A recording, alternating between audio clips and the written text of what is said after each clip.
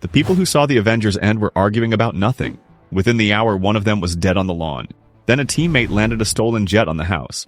An Avenger tore him in half in front of everyone. An archer with no powers flew into an alien warship.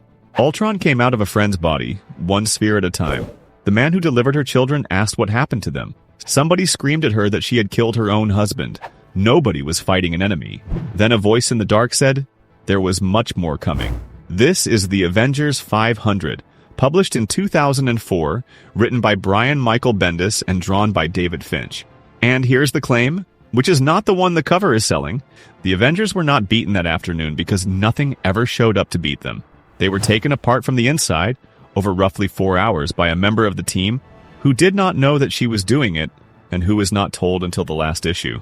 So we are going to walk through it strictly in order, attack by attack, because the order is the whole argument, and it is the thing every summary of this story throws away. And the number to hold on to is 3. 3 Avengers die across 4 issues, and every single one of them is killed by another Avenger. Notice what the story chooses to open on, because it is a deliberate choice, and a very strange one for a comic called Disassembled. It opens on the Avengers eating breakfast, and somebody pouring a drink. The scene is an argument about which villain Hawkeye finds most attractive, and the answer is Viper. That is all of it. It has no plot function whatsoever. They are relaxed, they are rude to each other, and every one of them is off duty.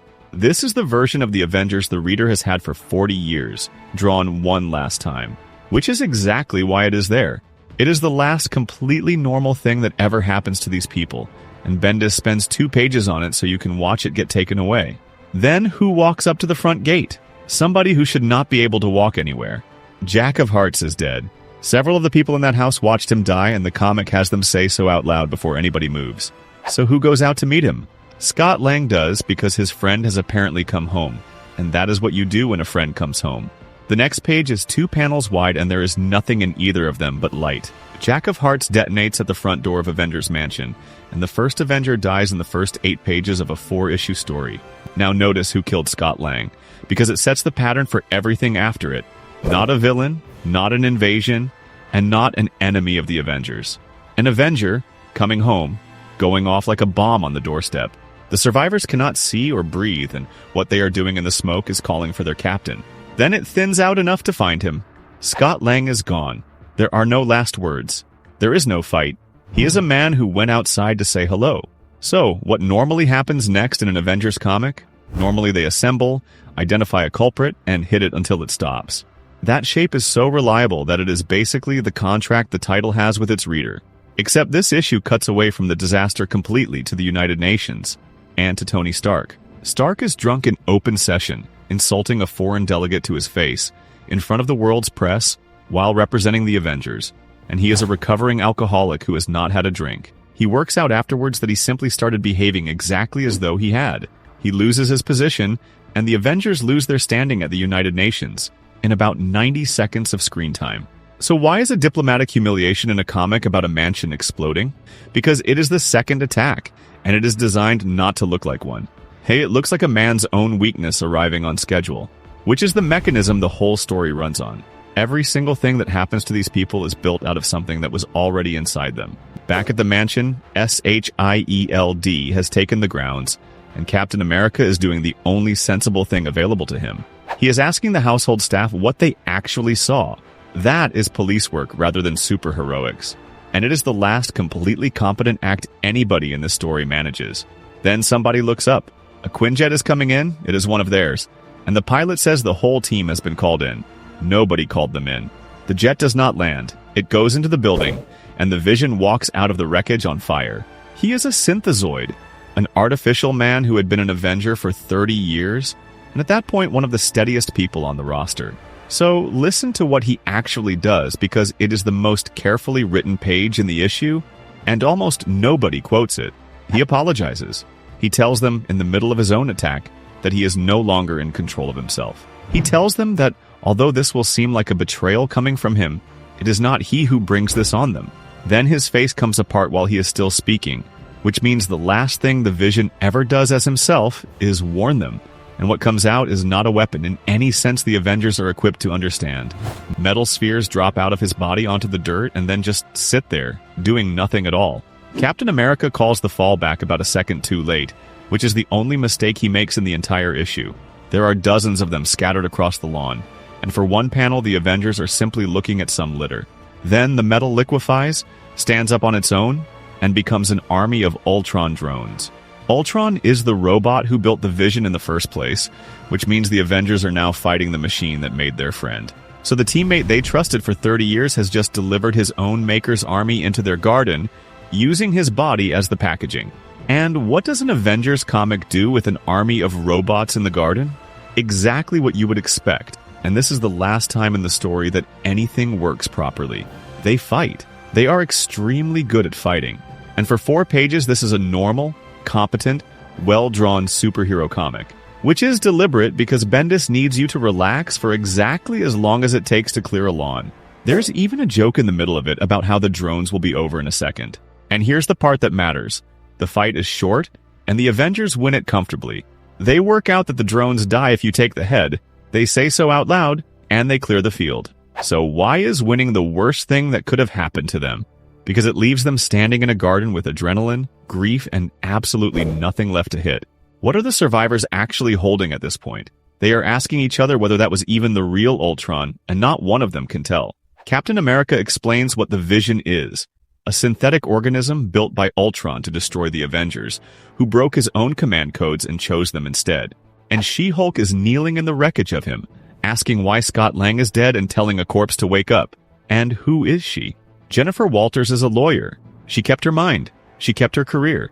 She is the Avenger who is famously in control of it. The one the entire joke of the character depends on, because she is not her cousin. Then she says the sentence that makes the next 4 pages possible. She says he is not even human. She says he is just a thing. And the very next panel is a close-up of her eye, bloodshot, with a tear in it. So the comic knows precisely what it is showing you. And it is not a monster. It is a decent person deciding out loud that the individual in her hands is an object, about 4 seconds before she does something to him that she could not do to a person. That is not superhero logic. That is the ordinary mechanism by which people do the worst thing they will ever do. She tears the Vision in half in daylight, in front of the team, and then she keeps going. She goes through the survivors. The survivors are her friends. A SHIELD officer calls it in as a level 9 and asks for everything they have, which is the alert level you use for a hostile army. Captain America puts himself in front of her and tells her twice that he does not want to do this. The last image before the issue goes black is his face lying in the debris with his eyes open. And what happens to Jennifer Walters? She goes into SHIELD custody, and somebody opens a file on her. So what happens to the Vision's body? SHIELD takes it because SHIELD has a procedure for objects, and no procedure at all for dead Avengers. So they crate him. And the label on the crate reads, Vision Project, returned to Stark Enterprises pending clearance and authorization. Package 1. 30 years an Avenger, and he leaves the story as inventory, which is She-Hulk's sentence written down and filed. She said out loud that he was just a thing, and within a day the American government had agreed with her in triplicate on a shipping label. Not one character in the comic objects to this. And what is Tony Stark doing while that crate is being sealed? He is telling anybody who will listen that he was not drunk, that he had not had a drink, and that he has no idea what happened to him. Nobody believes him, and he is telling the exact truth. So what does the rest of the Marvel Universe do about all this? Every hero in New York turns up at the ruins because that is what they do. And there is nothing for any of them to fight, which is its own kind of horror if you think about who is standing there. The most powerful people on the planet, assembled, useless. They ask Captain America whether it is true. They ask whether Scott Lang is really dead. He says yes. Then something happens that no Avengers comic had ever done, and it is far stranger than the explosions. The team is dissolved. Not defeated and not disbanded by choice. Dissolved on paper by the people who fund and license it. No charter, no mansion, no standing at the United Nations, and no roster. Which leaves several dozen superheroes standing in a garden with no institution and no idea who attacked them. And this is the point where you should notice what this story has been withholding. There is no villain. There is no demand, no ransom, no gloating monologue, and nothing whatsoever to negotiate with. For 2.5 issues, Bendis denies you the single thing every superhero story exists to provide, which is somebody to blame. Then the sky opens and a Kree armada comes through it. The Kree are an alien empire, and why is their fleet over Manhattan that afternoon? There is no reason at all. Nobody has provoked them. Nobody has heard from them in years. They simply arrive in force on the worst day these people have ever had, and the heroes on the ground fight them the way they fight everything, which is the only tool anybody has left. But somebody does ask. Somebody grabs a Kree soldier and demands to know why the Armada is attacking. That question is never answered. Not in this issue, not in the next one, and not in the epilogue. So who fixes it? Hawkeye makes a decision, and it is worth being exact about who is making it. Clint Barton has no powers. None at all. He has a bow. He takes an energy round that sets his own quiver alight, and every arrow on his back is explosive. He calls for help. Nobody reaches him. So he flies himself into the ship, and the last thing he says is that it is not going to happen like this. The entire Armada goes out at once, and the sky is suddenly completely empty. Carol Danvers is screaming that they are gone, and the others are asking her gone where.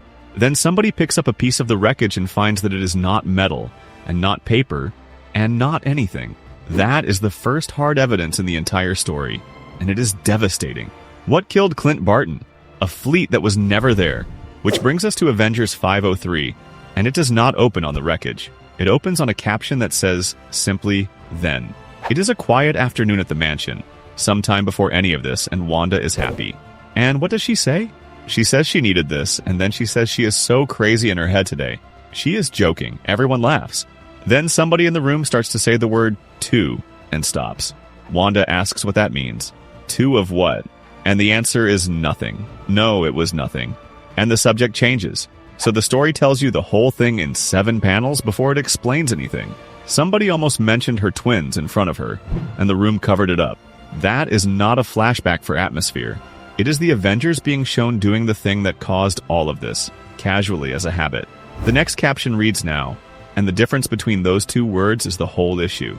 Doctor Strange has gathered everybody who is left. He tells them he has cast something to make them listen to him, because he knows that otherwise they will not. And the first thing he says is not about magic at all. It is about a person on the team. He asks them about the Scarlet Witch. Spider-Man objects immediately, and his objection is exactly the reader's objection. He says the Vision was not a robot, and that he was as real as any of them, which is the closest thing to a eulogy the Vision gets. Somebody else points out that Wanda's life has had a great deal of misfortune in it, but nothing that would explain a day like this one. So Strange asks the question the Avengers have spent years carefully not asking. Wanda had 2 children. Everybody at that meeting was there for it. Several of them held the babies. They were not children. They had been conjured into existence. And Agatha Harkness was the one who worked out what they actually were. Then the memory of them was removed from Wanda's mind, and everybody agreed that was the kind thing to do. And everybody went back to work. Somebody asked whether chaos magic can be reversed and whether the children can simply be brought back now. Strange tells them that magic is not an illusion, and that what happened today was not a trick that can be undone by a better trick. He explains that Wanda's power was never structured the way a mutant's power or a sorcerer's power is structured. She was born with it, she was never trained in it, and in 30 years nobody ever made her learn. Which produces the sentence the entire event rests on, and it is worth hearing exactly. It does not mean she controls reality, it means reality controls her. That is the difference between a villain and a weather system, and it is why nobody in this story is ever given somebody to blame. So what was Wanda actually doing? From the inside, she was calling her children in for dinner. She was telling them it was their favorite and telling them to behave, and they were answering her.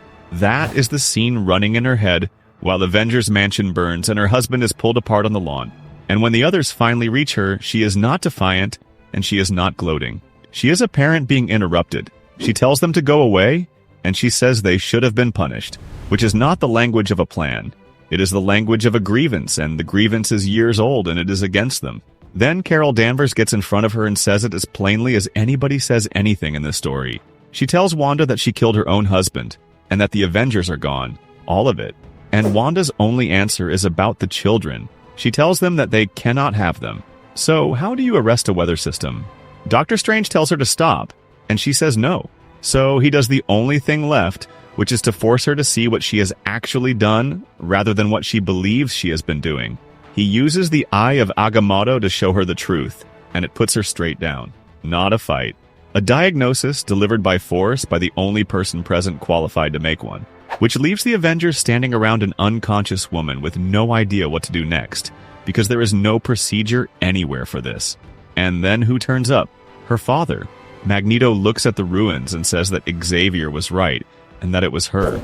Then he says the only thing in the entire story that resembles an apology, and it is not to any of them.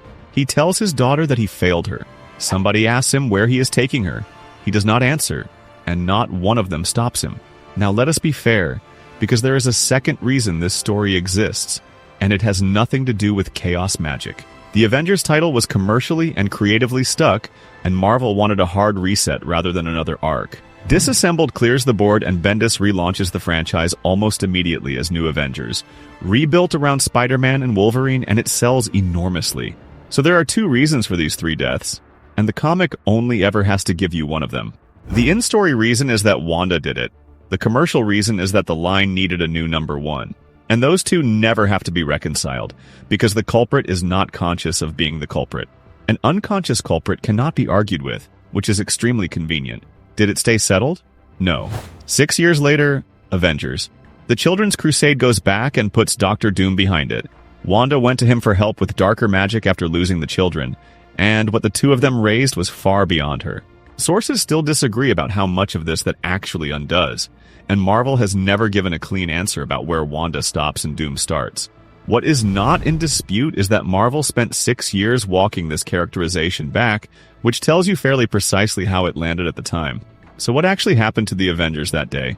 Scott Lang, killed at his own front gate by an Avenger who had come back from the dead. The Vision, torn in half by an Avenger who had just decided out loud that he was an object. Clint Barton, killed by an alien fleet that was never there, on a charge that nobody could reach him through. 3 Avengers, 4 issues, and not one of them killed by an enemy of the Avengers, which is what the word in the title is doing. This is not a defeat, and it is not an invasion. It is a disassembly, and the tool was a member of the team. And what makes it a tragedy rather than a crime is the part the title insists on. She did not know. She was upstairs, in a house that no longer existed, calling 2 children who had never existed in for a dinner she had cooked. Everything else that day was a symptom. Was anybody ever punished for it? No. There was nobody to punish. This is also where House of M comes from, and Wanda is about to do all of it again on a planetary scale. But hold on to what this one is, because the sentence people repeat about it is wrong.